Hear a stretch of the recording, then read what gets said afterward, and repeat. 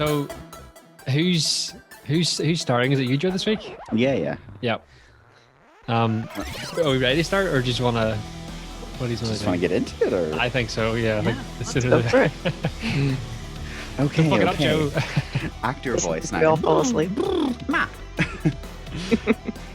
All right, here we go. Hello there, and welcome back to 8-Bit Popcorn, the show where we try and fail to keep on topic. I'm Joe. With me are Ryan. Who? I just What? threw you off, didn't it? I was looking really confused there. And Zara. Hello. And this week we'll be talking about some of our favourite and least favourite pieces of media we watched, listened to, consumed in 2020. And then we'll wildly speculate about how we, your resident media experts, believe our viewing and listening experiences will evolve in 2021. Assuming there aren't multiple fascist governments installed globally by the time this podcast sees the light of day. But no matter, let's distract ourselves with some mind-numbing, comforting chit-chat about some stuff we liked and or hated. Yay! That was perfect. Yay. That's the actor for you. One take wonder. Yeah. So who's up first? Who wants to go first with their list? Who watched things? Who watched things in 2020? I know what my list is, obviously, and I know what Joe's list is because he put it in the group. Zara didn't really Did you? specify too much about. She didn't write as much on her list, and then she changed it. So I'm curious as to what's on Zara's Yeah, list. I Well- took out a few just so that I Let's start with didn't ZZ have then, shall we? 20,000 films. Well, I found myself going to the cinema as much as I could in 2020 because they were rarely open. So anytime they were open, I was there. So I watched quite a few films at the cinema. I think it was about 19 I had on my list. But my favorite three were Little Women, Jojo Rabbit, and Dark Waters, which was narrowed down from a really long list. So If you had to pick out of those three, what would you pick as your number one, maybe? I think Jojo Rabbit, because it was both hilarious and devastating. Oh, I'm looking at I've you, heard it is Scarlett quite good. Johansson. Yeah, it was, well, Taika Waititi directed, did he write it as well, I think, and was also starred as Hitler. I think it was So- based on a book. But yeah, he adapted the screenplay. It won. Did it win Best Adapted Screenplay at the Oscars? I think. I think it did, Yeah. yeah. I know nothing on this movie. I Um, really wanted to watch it because I like Taika Waititi, and it seemed like a very interesting premise, but I never got around to watching it. Have you seen a trailer? Yes, I've seen a trailer for it. Mm. It did look So fun. you know, It looked fun. sort of, yeah. Yeah, It yeah. was very fun, yeah. It was just really, really well presented, and all of the actors really embodied their parts, and it was just like hilarious, but also very truthful. It was one of those films where it used humor to tell the truth, kind of thing, and I always like those type of films. But it was also, yeah, just really emotional as well. I found myself like really getting into the like every song that played. I was like, this song reminds me of like this time in my life, and it was just really like weirdly cathartic. And it was also maybe one of the first films I watched this year, maybe because I think it came out January, Feb. So it was I remembered it for that reason too. So yeah, it would be my favorite. Who'd you go see it with? My two besties, Jacob and Jared. Do you see what I'm getting I at, thought Joe? you were going to say Hmm. us two, for your two besties, but no matter. It only stings a little bit. We don't get invited. I saw Wonder Woman Anything. with them as well. Yeah. Oh, This is a fuck. Did you go with us first or second? wait, what? Did you go with What's the question? Did you go with us to see Wonder Woman? Were we the first group or the second group of friends you went to see Wonder Woman with? Wait, Are what you do you just mean? like bent on like confusing people tonight? Like, We didn't see Wonder Woman together. Oh shit! No, I I was watched it thinking. Just As in, disregard that. I was When we totally recorded thinking. the episode. Yeah, no. I thought I. Oh, I just I think had Ryan had a dream total where we were all in the cinema brain fart watching that Wonder we were. Woman. Yes, that's exactly what happened. Forgetting We that I watched sat and Die watched it on my own. Hard. That's it. Yes, we went It to see was Die so Hard. good. Never mind. But yeah, they're my favorite wee besties in the world. They're just the And- greatest friends. Just love those friends that I have, my besties. Whatever. You know what, though, guys? We're gonna go In to all the. seriousness, We'll go. no, in all We'll go to seriousness, QFT, Joe, and not invite Zara. Yeah, I think. I thought you were going to say we'll go to commercial break. No, but in all seriousness, guys, this is our year. I'm so excited for the cinemas to open back up because now I have 2 more besties to go and see films with, and I'm very Oh. excited. I don't know if I'd categorize myself as a bestie yet. That's yet to be proven. On the way, on the way. On the way, Work bestie colleagues, bestie to be. to be. Yeah, there we go. What about your worst, the worst thing you saw this year or experienced? Okay, guys, I can't believe I'm going to say this out loud in public. But my worst film was The Lighthouse. Ooh, No. controversial choice. I know. Okay, so I have to say, I have to make a disclaimer because I did work on, is it Robert Eggers? Robert Eggers? I did work on his film, The Northman, this year, and I had an amazing experience, and I met amazing people, and I learned a lot, and it was a really, really good, like 3 or 4 weeks. So thank you for that, Robert. But I also Because just, he's listening. no, I just didn't get, I know, he's always listening. But I just didn't get it. And I understood what he was going for. And I just think that it came across to me like he was trying too much to make it like arty and weird. Mm. And it was arty and weird, but in a way that just annoyed me. I don't know. I In don't what think I way? got it, guys.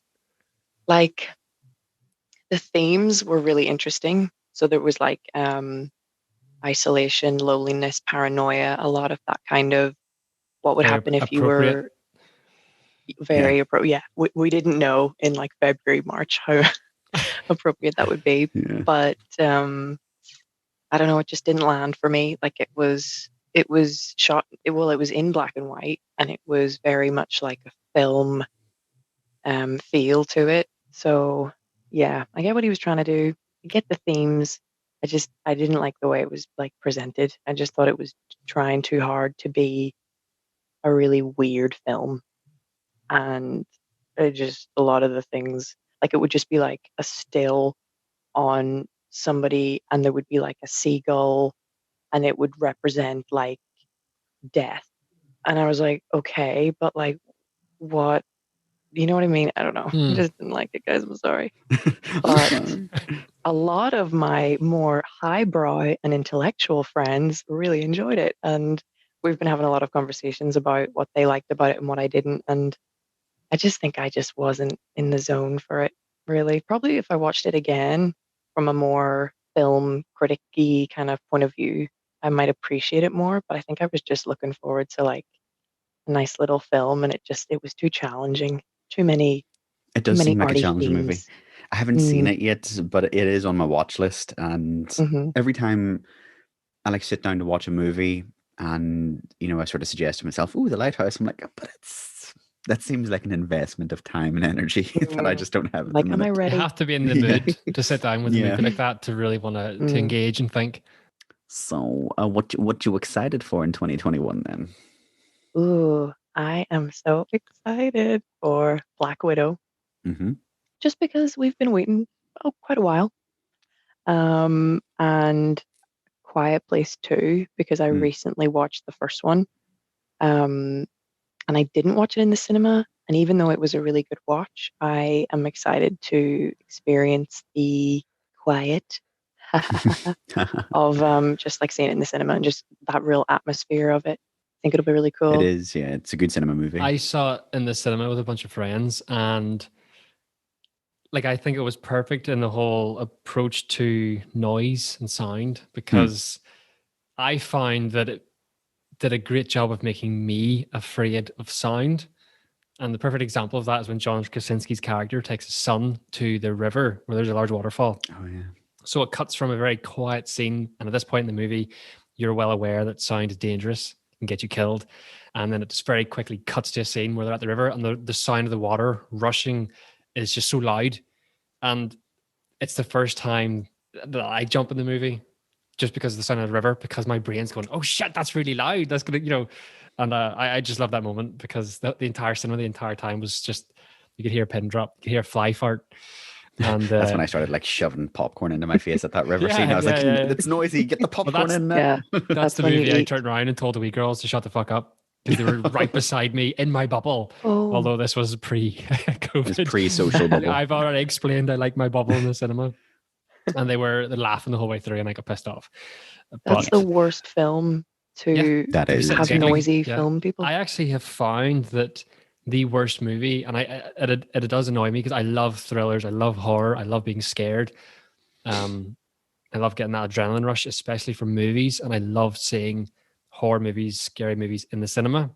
Mhm. And I always find that they're the worst movies to go see in the cinema because you always get teenagers in groups of 4, 5, or 10, and they're always laughing. And every time they get scared of something, they just Yeah. laugh out loud, and that pisses me off because I'm trying to really just be engaged in a movie. And when they're sitting behind me laughing and cackling and joking and taking the piss out of each other, pisses me off.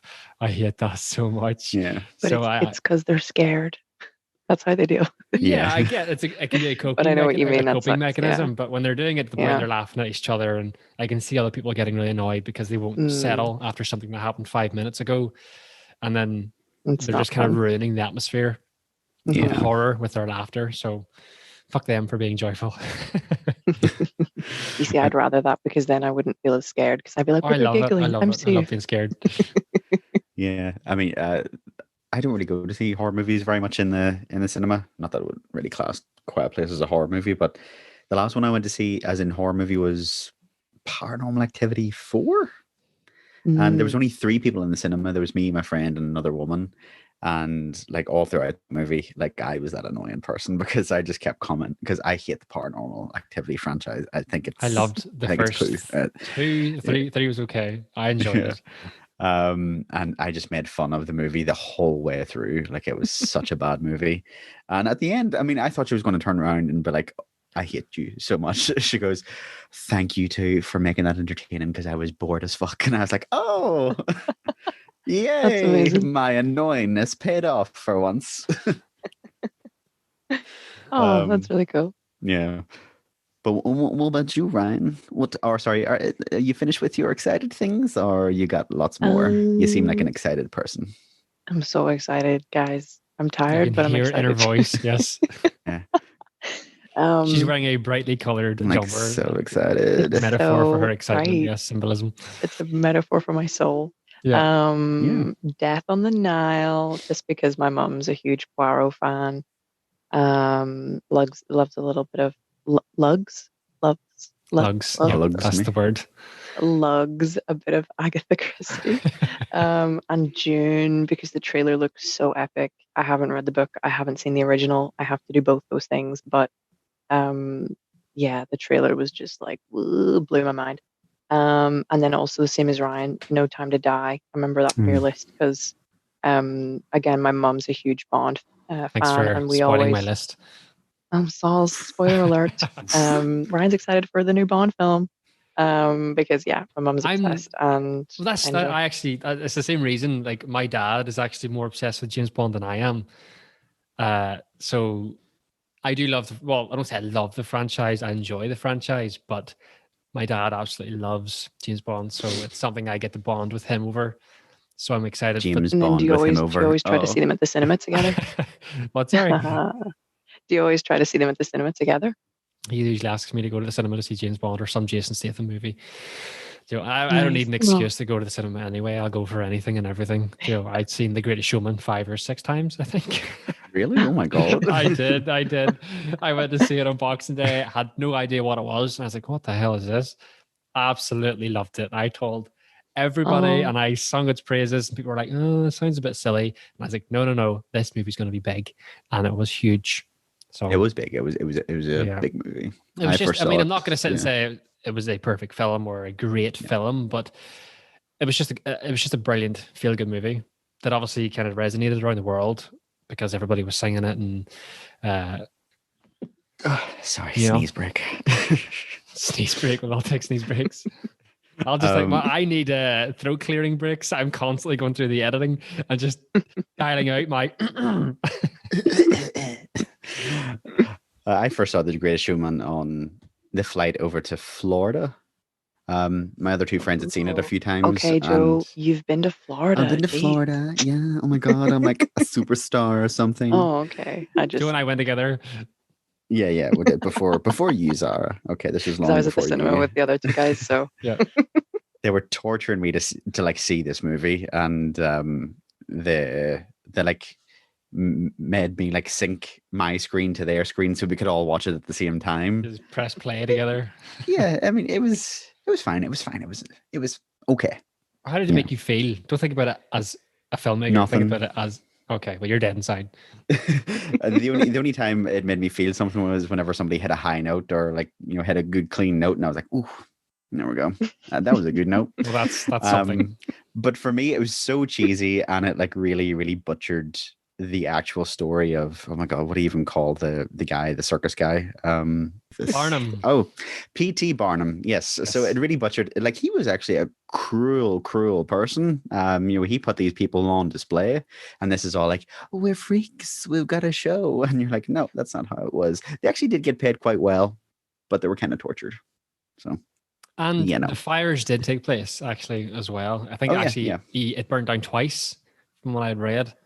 In the movie, it shows it once, Yeah. but apparently it burned down twice, and many, many animals did die, which is not what they show in the movie. But Yeah. I And don't- he I did don't s- actually have an affair with that woman. So yeah, but I mean, I think it's been So, long yeah. enough that nobody really knows P.T. Barnum or cared. They just were happy in the story. Yeah. For me, it was just like a vehicle for Hugh Jackman to do his Hugh Jackman things. Yeah, it's not like they were taking Hitler and Yeah. trying to revamp him. Well, they did take kind of a bad person and revamp him for the modern day, So. Yeah. I don't know.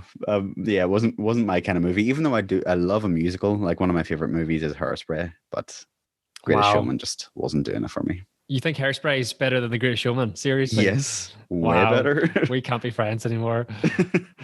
Hairspray's way better. It's Both have got Zac Efron. I'm not gonna say it's awful, but it's. I feel like if I stopped 10 people in the street and asked Hairspray or Greatest Showman, That's because the majority of people are Philistines. for anybody listening, please let us know in the comments. Let us know somehow what it is you would prefer to listen which to is better. on repeat. Yeah. Can we do that street thing where we ask people? I think that'd be really. Let's do It's a a whole vox different pop. episode. Yeah.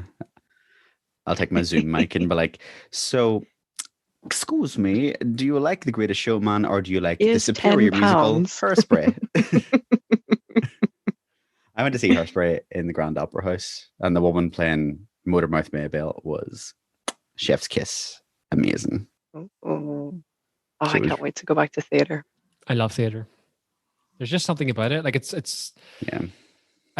even being backstage, there's something about the quiet stillness of a theater and just the lights and the curtains and everyone getting ready and rehearsing their lines and everyone. I don't know what it is. I love being in theater, be it on audience or behind the curtains. Speaking of staying on topic, Ryan, what was your favorite shows from this year, or TV or movies or whatever it is? I don't really think I watched that many movies this year. I kind of feel like I really invested a lot of time into Netflix and Amazon, and I did purchase Disney as well. For all I've used it, I mostly just got it for The Mandalorian. So I loved Cobra Kai. I watched the first 2 seasons last year, and I've just finished watching the third season. No, the martial arts aren't always incredible, and the acting isn't always incredible. But there's just something about it. Like I was never even a huge fan of the original Karate Kid. Like I'm aware of it, and I'd watched it, and I liked it, but I wasn't a hardcore fan like I would be, say, with Star Wars. So I was very surprised that I could sit and watch Cobra Kai and just fall in love with it and its characters and how they've been able to continue the story, which many franchises actually fail at doing. Again, looking at something like Star Wars, or how they'll continue something like James Bond or Jurassic Park or Jurassic World. So I do admire that they've been able to kind of craft or acquire a new audience, younger audiences. Like that's something a lot of franchises struggle with. So they're doing something right. And I just really enjoyed that.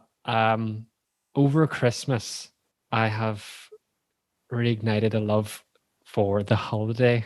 Anybody seen The Holiday? Yeah, Jack is Black it it's like and- the couples, the two couples? Yeah. It's where two couples come from LA to England and then England to LA, and it's just a great little feel-good movie. And Is that I where they don't know like swap homes or something? Yeah, it's exactly. Yeah, Yeah. I didn't watch the movie. I watched how they did the set design. Okay. So That actually I've sounds like interesting. roundabout know about that movie. I don't know what it is. I think for me it's a new Christmas classic that I'm gonna have to watch every year as the tree goes up throughout Christmas and then as the tree comes down. As I took the tree down, I think there was a 20 minutes sitting on the holiday. So I just sat and let it play and just watched the end. And it just makes me feel really nice. And it was a nice little kind of last hurrah for Christmas as I was taking down the tree, which was a very sad moment for me. I keep it up all through January if I could. Mandalorian, that goes without saying. We have discussed that. Mandalorian, absolutely loved Mandalorian. And something I did stumble across actually was the Santa Clarita Diet, which is with Drew Barrymore and Timothy Oliphant, where they're real estate agents, and Drew Barrymore's character becomes undead and essentially has to eat people to stay alive. And it's very tongue-in-cheek, very, very funny, very fun, well acted. They've done 3 seasons and they're not renewing it for a 4th, which is very upsetting. But again, it's just a really nice, easy watch. You don't have to sit and think about anything. I'm gonna do what Zara did. I'm gonna spoil one of Joe's choices and say, actually, I also enjoyed The Queen's Gambit. Yeah. I thought it was brilliant. I thought The Queen Gambit was very, very well done. I love stuff set in that kind of time period of the 1960s. I think somebody recommended the chess, the whole thing to be before. I think they described the premise to me, and I thought that sounds boring. And then a few episodes in, I was just hooked. It was anything but boring. It was class. Loved it. It was very, very well done. I love little movies like that just kind of sneak up on you, and they just like even the visuals of Anya's character sitting in bed and watching the chess play above her head.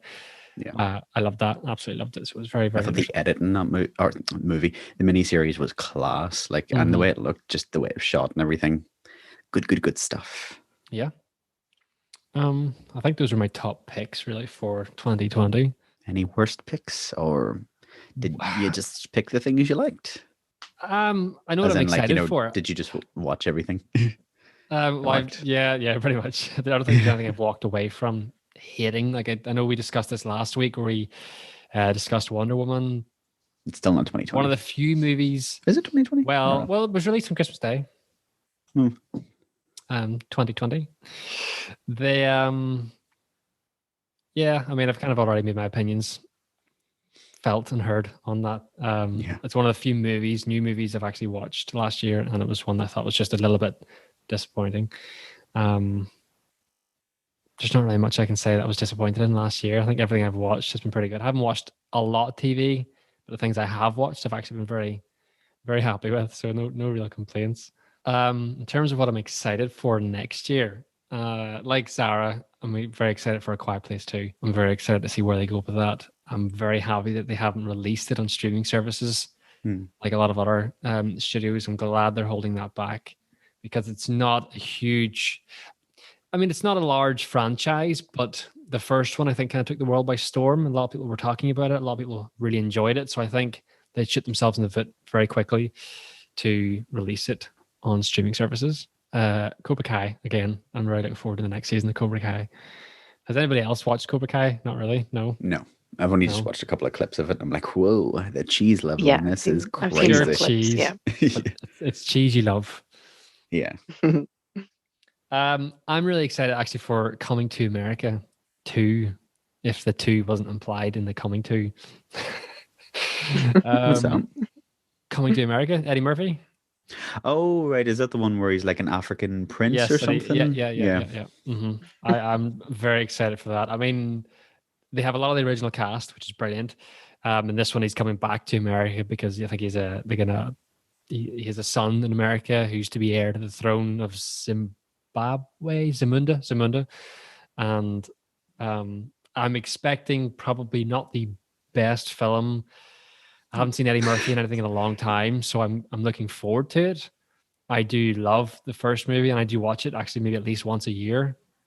So I'm hoping that if they can, even if they kind of hit the same kind of mediocrity that the first one has, I would be very happy. I know a lot of people would watch something like Coming to America today and think it's pure cheese or bad filmmaking or poor comedy, but I would hope that they actually hit that, and that's maybe more of a nostalgia thing, but I hope they I hope they hit that mark.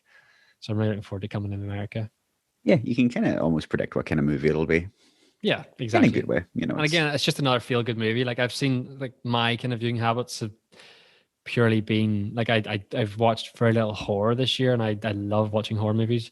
And I think actually I've been just watching a lot of really feel good franchises and things I know and love, just to keep the spirits up. yeah, just our chat here like is reminding me of things I've watched. I completely forgot about them. I'm sure there's other things I have watched, and I'm sure there's probably series that I started but maybe didn't finish. But I can't actually think right now. Zara, did you say Matrix 4? Mm-hmm. Yeah, really looking forward to the Matrix. Very Keanu excited. Reeves, can't go wrong with Keanu Reeves. Keanu Reeves. Keanu. Whoa. Can That's you what I call him. feel? Yep. I That's mean, I really love good, the yeah. action in the John Wick franchise. You know, I think Mhm. the action in that's phenomenal, and I'm really hoping it shows that even with age, he can kick ass.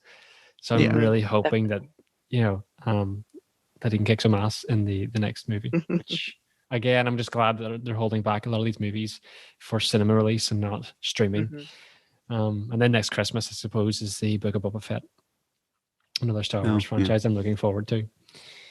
And I think that would be about it. Cool. What about you, Joe? Well, my list, I'm kind of like you, Ryan. I didn't really watch that many movies last year, mostly because I have got back into Dragon Ball. I just Dragon throw Ball that in. Z or is Dragon Ball Super? Dragon Ball. I've started watching Dragon Ball Super because I don't. My brother's big into Dragon Ball Super, and he keeps telling me I need to watch the Trunks arc and the, Tournament of Power. And I thought, oh, okay. And I'm watching through the Trunks arc at the minute, and I'm absolutely loving it. It's very enjoyable. So, it's a franchise I hold very near and dear. Is he back and forward in time? Is that Yeah, or is yeah, that Yeah, Trunks. Yeah. Mm, Trunks comes back and okay. forth, and there's a whole Black Goku arc, and it's very good, very good. Because I think Dragon Ball Z's villains have gone downhill for quite a while, and I'm really enjoying. I actually thought I would hate the whole Black Goku arc, but now that I've actually kind of watched a little bit and understand where he's came from and the whole Supreme Kai, Zamasu, Yeah. how those characters play into it, I actually think, Zamasu, yes, I think actually it's very interesting. I'm a big nerd. Yeah, well, I mostly watch TV shows and like documentaries and podcasts, and well, not watched but listened to podcasts mostly because of my degree. Now you've already mentioned the Queen's Gambit, just mostly because of my master's degree. But yeah, you mentioned the Queen's Gambit, so I'll not mention that one. But we've got the marvelous Mrs. Maisel, which is a great little show about a woman called Midge Maisel who goes on to like discover that she is a great comedian. And she sort of tries to work her way up, and there's hijinks, there's drama, there's love, there's sorrow, there's everything. It's really good, really well directed. If you kind of like that musical style of direction, with The Greatest Showman, I think you might like that one, Ryan. Okay. Really, really well choreographed, good long shots, really good cinematography as well. But also the acting is like top notch from everybody. And then this is a podcast, The Missing Crypto Queen. So it's a BBC podcast about Dr. Ruja, and it was like this scam about OneCoin. And it was like this fake currency, kind of like Bitcoin, and she was scamming everybody. Like people have been done out of like collectively billions. It's crazy.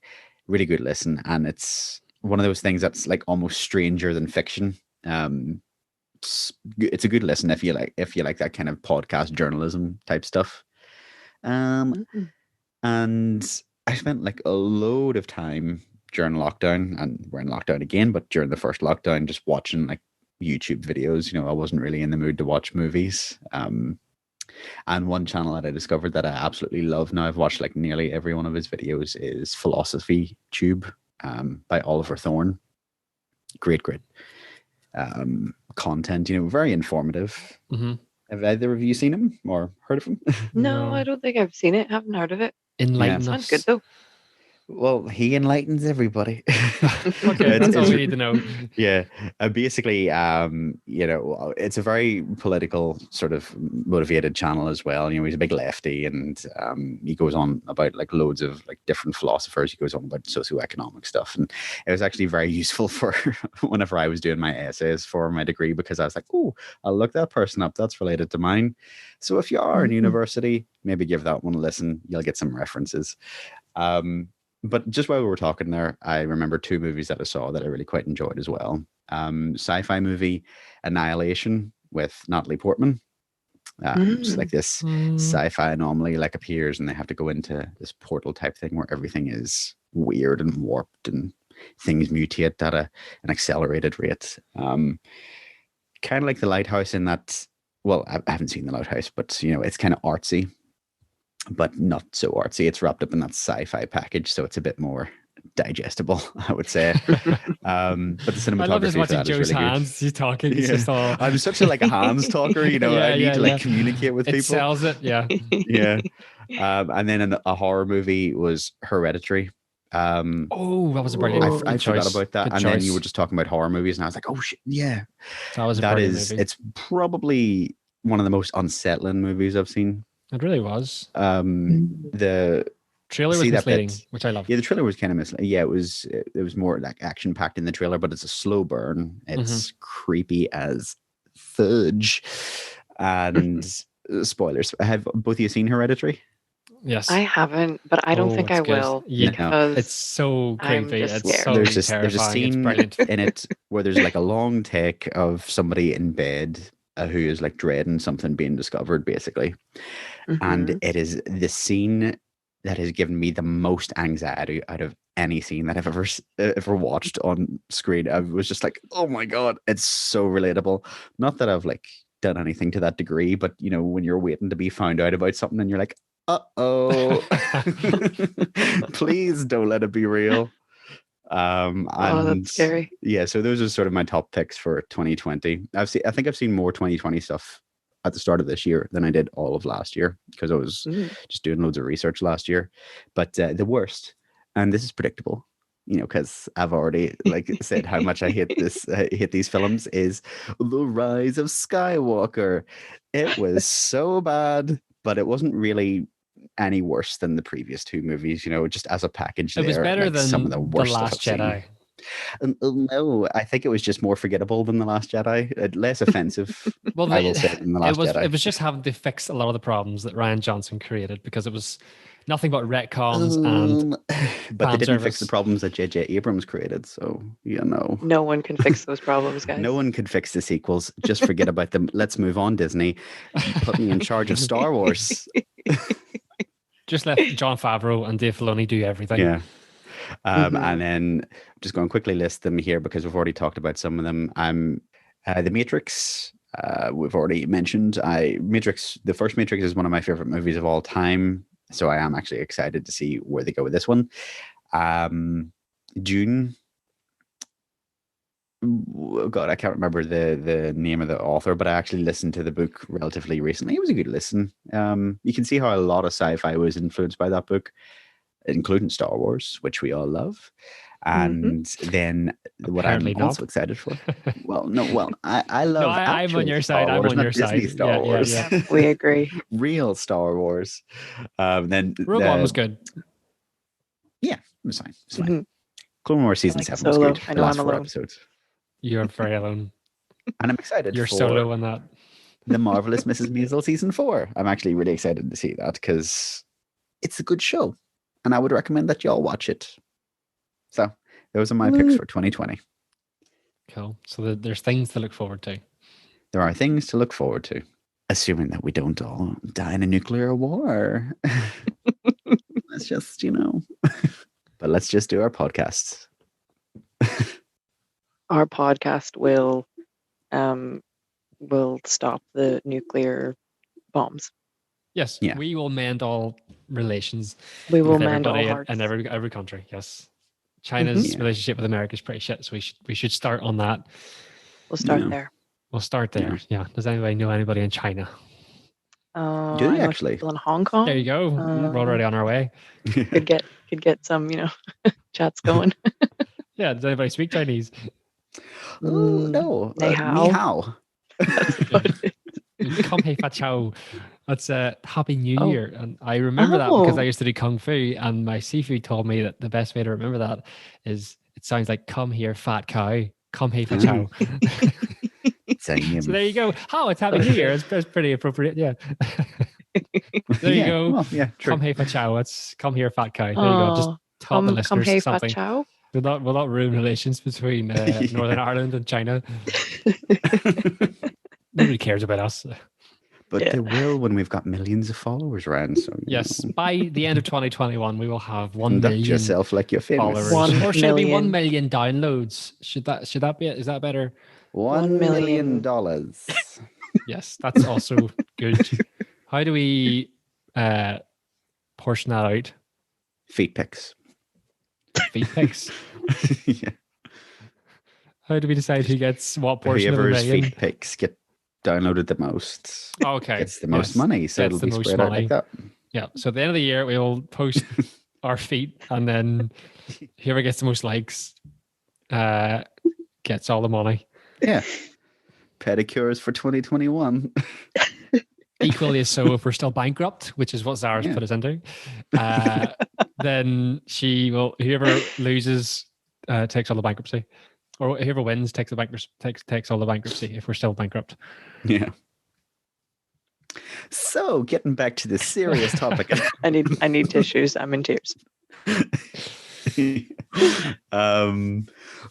So we already kind of hinted at it there, with kind of our viewing habits. Like we watched a lot more Netflix, or we watched a lot more TV shows than we did movies, except for Zara, who like made a concerted effort to go to the cinema and support our obsessed. industry. Yeah. Is she How do supporting you the think industry? that She only is went to gonna change? QFT, Queen's Film Theatre. Meh.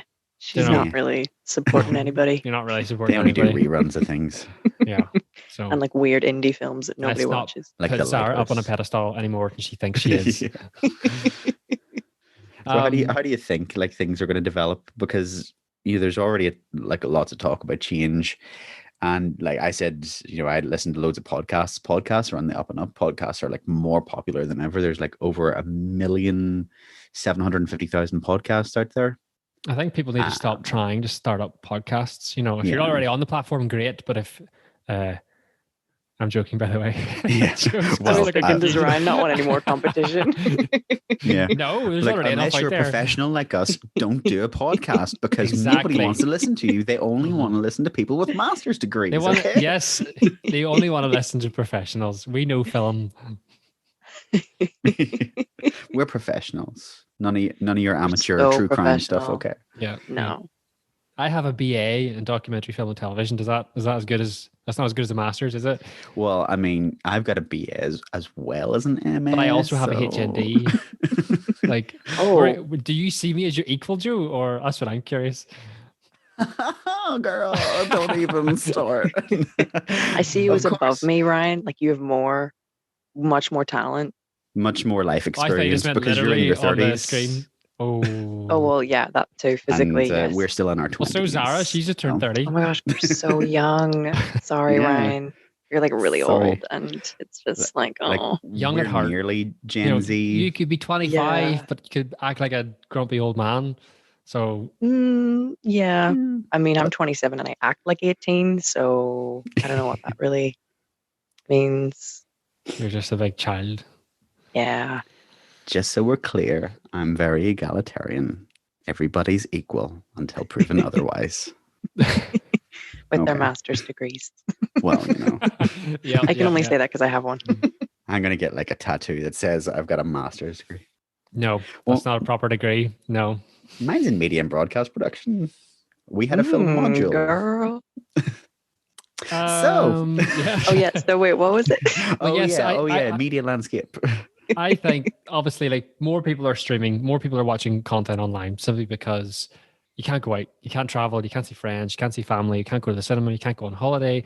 So more people seem to be spending more time at home online streaming, be it on social media or texting or watching streaming services or playing computer games. which is good, but bad because I think we're already watching too much at home in our free time. That makes sense. Makes sense. There was a term that was coined called pandemic planning.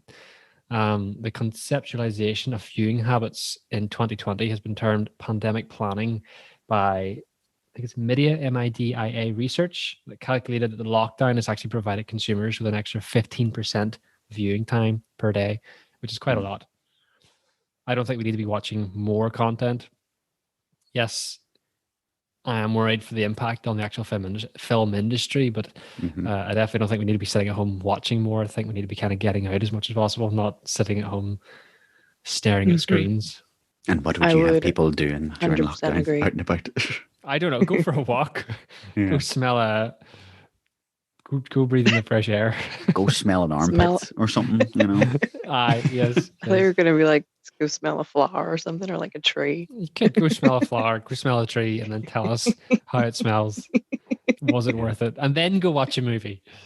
And then, yeah, I would completely agree. I think the rise in streaming, but then the resulting marketing that platforms like Now TV, Netflix were using was very much like, sit on your sofa, take it easy, you deserve it.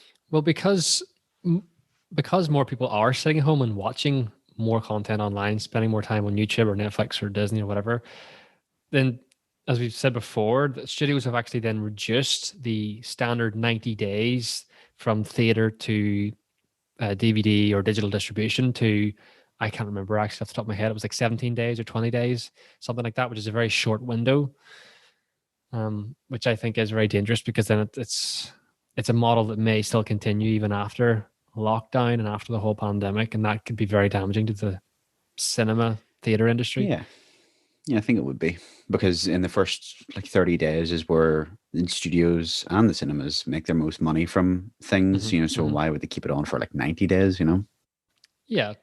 But then you have to look at, I would imagine if you're going to the cinema, it's to see generally a big blockbuster, like say Wonder Woman or Marvel or Star Wars are going to give big $200 million blockbuster movies.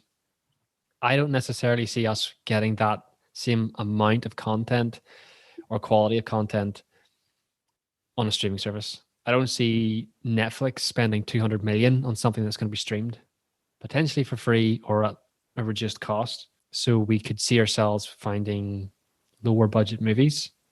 I don't mind that. I mean, it may force them to actually then look at other avenues of how to make our movies better. It may make them focus on better acting, better camera work and visualizations and cinematography, better writing. Yeah, I think so, because I don't see the $200 million on screen. Endgame was like a big visual effects thing, but they didn't give their artists time to render it out properly and compose things. Didn't look good? No, I don't think it did look good. I think it looked really, really shit. Is that because we're so desensitized now to CGI and special effects? We expect so much. There are films where I'm really genuinely impressed by the visual effects. Actually, I was really impressed by the visual effects in The Mandalorian. But they're using new technology. Yeah, they're using new technology, but at the same time, films like Annihilation, which had a much, much lower budget than Endgame, I think they integrated their visual effects much better. I think whenever you have a big ass budget like $200 million, you're like, we'll just do it on green screen. We'll fix it in post. Just Tony Stark there, make him in the Iron Man suit so that he has a floaty head, and then you want to talk about bad CGI? What about Infinity War? Whenever Mark Ruffalo was in the Iron Man costume, that looked poo. That looked really, really poo. It was so. I was like, "This are we back in the early 2000s?" Actually, no, it's an insult to the early 2000s CGI. Well, they were churning those movies out as well, nearly year on year. Which that's what I'm saying. Budget doesn't mean it looks good, because they rush their artists so much. You have to kind of wonder as well, are they giving themselves enough time to do their job properly? Are they rushing out per CGI? Well, it's not bad CGI. It's just it's not up to the standard that you would expect a big feature film, $200 million massive franchise. Unfinished CGI. Do you think then, having more time before releases, because the pandemic pushed everything back, Do you think there's more of an expectation on films that were delayed to look better or to be more impressive because they had like extra time? Or do you think people won't really But I don't think they had extra time. I think they be just thinking had that to. way? They just Yeah, I worked. think they're just The whole delayed. process was slower because of restrictions and health and safety and working from home. Mm. Like, I don't think they were working at the same pace. I definitely think that the whole Yeah. industry's been hit by this, and they've had to slow down. So I don't necessarily say that they would have more time. They're not working at the same pace as they would have, say, in 2018. They're working at the pace that they can in 2019, and although it's a longer process, I don't think it necessarily means they have more time to make it better. I think it just takes them longer to achieve the same standard. But even if a film was finished and the release date was pushed back, do you think anyone's thinking, oh, we've got an extra 6 months here, guys? Do we want to like put in some extra scenes, take some scenes out, do some more CGI Well, that's money, in that type of way? and it's something that I don't think studios can afford to be frivolous with at the I was minute. gonna say, yeah, the artists and the directors and stuff would time probably it be like, takes. yeah, we should probably like re-edit this bit or whatever. Mm, And then the execs are like, but money, but Mm. capitalism. but that costs money, yeah. Yeah. Well, it seems that global box office, like these shit, like movies have actually they've lost $10 billion globally in box offices. That movies from movies that they predict should have been out by now, which is a lot. So I kind of feel like there's going to be a lot less risks being taken, and I'd certainly say that if movies were going on streaming services, the budgets aren't going to be huge. You wouldn't get an Infinity War or Endgame on Netflix. I don't think anyway. But those weren't risks. China seems I to be don't know, a huge factor in terms of box office sales at the minute. Oh, it is. Anytime I read anything, it's China box Disney office and sales, Marvel China box love office sales. China. Yes, but They then they're love their worried China. because the relations between America and China are very poor at the minute. So that could change. I don't see it changing. I don't see audiences in America or China saying, I don't want to watch American movies or big blockbuster movies. But there seems to be a lot of emphasis put on the China market. Yeah, well, Mulan. Mulan still didn't do very well, though. No, it didn't do well, but that was definitely targeted at China. There was a lot of backlash off Mulan, wasn't there? Because they thought that. Because like everybody in China grows up with that tale of Mulan and they know it really well. Like they can recite it off by heart. And yeah, Disney did not do it justice, and they didn't like stick to the actual message of Mulan, which is, it's like, hey girls, even you can be a warrior if you just try. Whereas this one was like, yeah, only special people who have magical powers can be warriors. Okay. I didn't see it, and I don't think I will watch it. No, I haven't seen it either. I've just watched reviews on it, and I watched it. It was disappointing. But then, in the same vein as the Lion King live action, I kind of knew from the trailers. I thought this is going to be disappointing. So I can kind of watch a trailer now and set my standards appropriately. Yeah. So Mulan was as disappointing as I thought it was going to be. I've stopped being disappointed in Disney. I just have no expectations for them anymore. So. Goodbye, childhood. Do you ever think that it would be normal to release films in theater at the same time and at the same time release them on your streaming services for people to watch at home? That would make me sad. It would make you sad. I think it depends on the movie. I don't think they'll do it with big blockbusters, but they might possibly do it with smaller movies, because a lot of the time people, including myself, kind of reserve the cinema for the big films that you have to experience on the big screen, and sometimes I would prefer to watch a smaller film or like just more of a story focused film at home at my own leisure. So I don't know, I'm not too sure, because I mean I've spent like the start of this year just like watching a movie nearly every night, and it's been nice. I haven't really missed the cinema in that regard, but I'm not watching those kinds of movies that I would watch in the cinema. I'm watching like Nomadland and The Trial of Chicago 7, which are more sort of story focused, intimate movies where it might be kind of distracting being in a cinema almost, because you're looking for the spectacle or there are people around you. Whereas here you can pause it and talk about aspects of the movie as you watch it, which I quite like doing. So. I'm that annoying person that's like, boom. So did you get that reference? Should we watch that again? Yeah. Did you know what that was? Because I do. My most quotable apparently is "It hasn't cut yet." That's my I love long shots. I love shots that like go on for ages, and I'm always like always pointing it out to everyone I'm in the cinema with or at home watching films with. Yeah, I'm like, guys, like they haven't cut. Did you notice that? And they're like, we're trying to listen to the dialogue and trying to like understand the narrative. And I'm like, no, but wait. Okay, now they cut. And then yeah, I'm just so excited. In I'm 1917, like, did you it must have been notice? so annoying. Oh, But that's where I feel that that whole we film, girl. They haven't cut yet. Oh, hidden cut. Boom. They just get. but that's where I feel that we get more enjoyment out of films and media, and from compared to the average consumer of, say, a film. Compared to you Philistines out there. Yes, you listening to this podcast. I think a lot of people just watch what's happening very kind of in the forefront of the screen, what's being very kind of explicitly explained to them, ABC, which is fine. But I feel like I love looking for, say, the use of the camera, the lighting, the cinematography of things, the sound, all those kind of things, because it's additional visual and audio storytelling. Like, she's wearing a red dress, so the camera's moved this way instead of that way. It's visually telling you something as well. And I feel like for people where I'm analyzing that, my friends think, oh, you're just, you're over analyzing, or you're, why are you watching that? Like, who cares about that? And it's like, but it's intentional. And I feel like I love that in movies, because I feel like then I'm getting much more out of the movie experience watching something, and we could all watch the same movie and I'll take different things from it. And I feel like that's sad, because people will watch a movie and not really take in all the little details that go into making a film. And that's, I suppose, your appreciation of the camera department, the lighting department, the art department, the acting and the performance, and, every little thing that goes into making that film. Yeah, I mean, I would totally agree with that, because I'm sorry, I'm really, really sorry. I keep talking about it this episode, but like literally during my master's degree, that was one of my focuses, was media literacy. You've a master's degree? Wait, yeah. Joe, why didn't you tell us? You've never told us this before. Like, I know I've been keeping it to myself all this time, but like that was one of my focuses, was media literacy.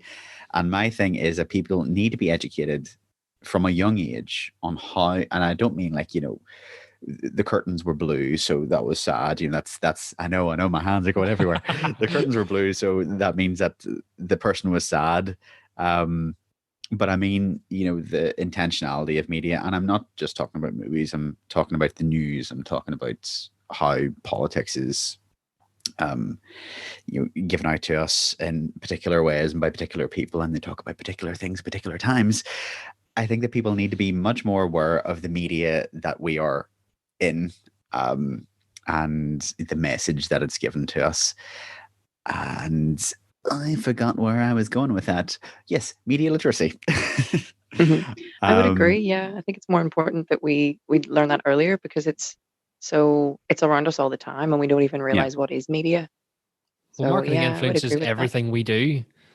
Yeah. To the point where my phone, like, we could be talking about Wonder Woman, and my phone hears that, and all of a sudden I'm getting advertising for a poster of Wonder Woman or something to that effect. And it happens a lot now. I could be talking about skiing or something I've never spoke of. Marketing, it's so invested in every facet of our lives. And you're right, Joe, in saying that it's important that we do recognize that we're being marketed at, or how it's used to influence. Yeah, and how, I mean, we kind of touched on this a couple of episodes ago, whenever it was in regards to, I think it was it like Star Wars and what do you call it, Captain Marvel?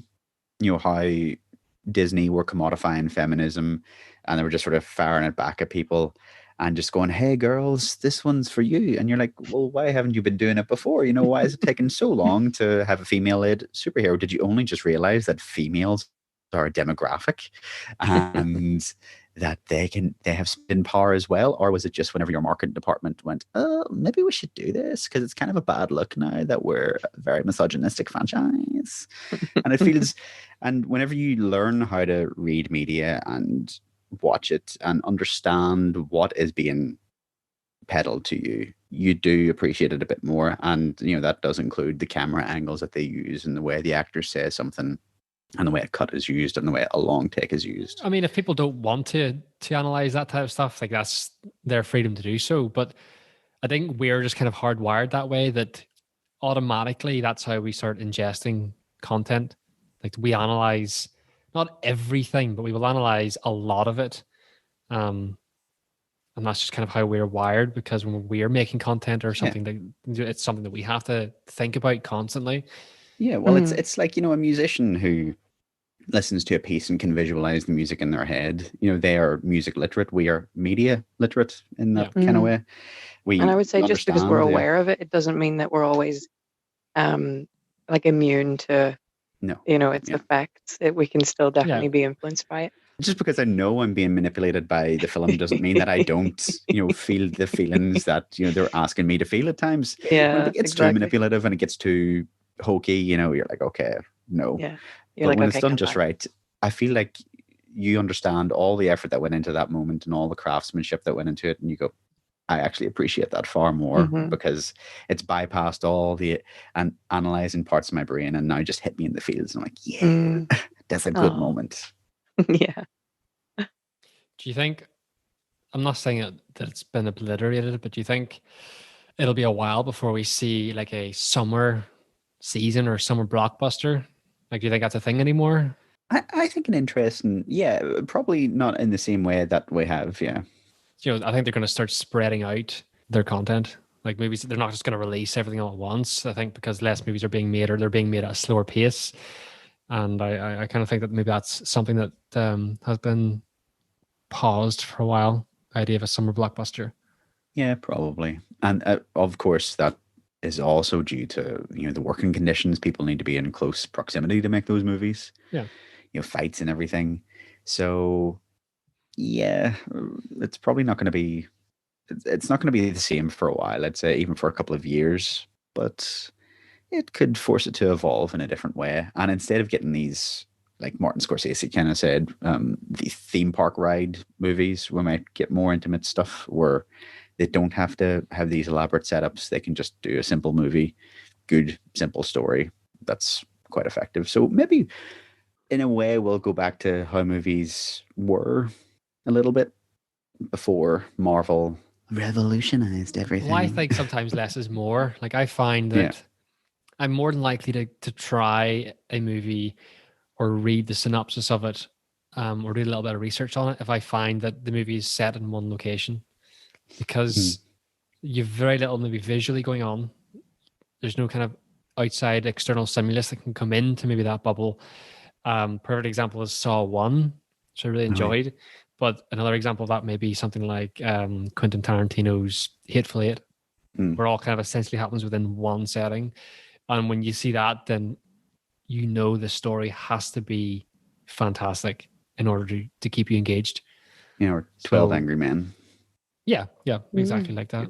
Yeah, I think this year's definitely brought me back to that kind of like cinematic engagement that I had before, where there were companies like Bird's Eye View was sending out emails with, like Q&As with directors, and there was like a chance to watch some independent releases that, because they really rely on theaters and being able to showcase themselves in cinemas. There was something about that and not being able to get out to the cinema as much that really re-engaged me with why I love cinema, and kind of what you're talking about, Joe, with those type of films that they really just like make you feel. Yeah. So I think even though this year there wasn't a lot of that, I think it brought me back to really having a hunger for those type of films and just engaging with those like types of movies again, which was quite nice. I find it hard to see, how cinema. I think we're almost framing it in the wrong way, and not just us, but like everybody. This whole conversation of how can cinema survive, and you're like, no, how can cinema adapt? I think it does need to change. Like you were kind of saying earlier on, Ryan, about the big blockbuster movies probably not being a thing anymore. I think that's, at least for a while, not going to be. But how do you think they can adapt? I don't know. I don't have the answers, and I don't even have. Do you think they need to stream different content? Like I know certain cinemas now live stream. global, like something that's happened, around the world. I've seen that a couple of times, which is Yeah, very I interesting. mean, probably like streaming content. I mean, this. Like Game of Thrones, the big last episode of Game of Thrones, I think, wasn't it? That went into the cinema. People could watch that Yeah, live, like big events like that. yeah, but we couldn't do that Um, now. no, So, you know, I don't know. This it might be kind of one of the deaths of cinema. well, look at AMC theaters. We discussed this before. They had to reshuffle their entire industry, their Yeah. entire infrastructure to see if it's something like $750 million. Otherwise, they would have declared bankruptcy, which is Yeah, something that a lot of and cinemas may have to do. yeah, the World Health Organization was saying just today, actually, well, they weren't just saying today, but I was listening to it today on BBC, where this whole idea of herd immunity is not going to happen by the end of the year. So it's going to be at least another year of like It's not no going to happen big by the gatherings. end of 2021. Yeah, no, because they're not. How? Maybe in certain pockets, they are going to have the vaccine, and it is going to be They're about full of shit. herd immunity. I'm But just globally, this idea of herd immunity needs to kind of stop. People need to be sensible, and I think that these big public gatherings are probably a thing of at least for a year or two, I'd say, a thing of the past. And cinemas, are they going to be able to survive that long? I don't know. Probably not without some government social programs. So this is where we need more of a socialist government, people, where things are not so predicated on capitalism. Landlords, get the fuck out. This is where we do our shout out for sponsors and money. Yeah. Speaking of a socialist funding program, if you like our show, why not give us a like and review and maybe ask us to set up a Patreon, because we need money.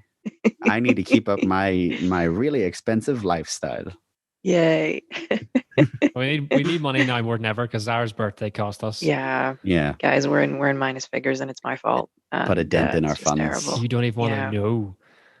I couldn't even buy my caviar last week. So. No, we have less than zero funds. And Yeah. Well, we've like 2 minutes, 1.5 minutes. Is that probably a good point to maybe kind of wrap that up, or is there anything else Yeah, we anyone wants to can- talk about? We can finish this in 2 sessions. Wow, Wow. whoa, guys, so good. we're getting that good.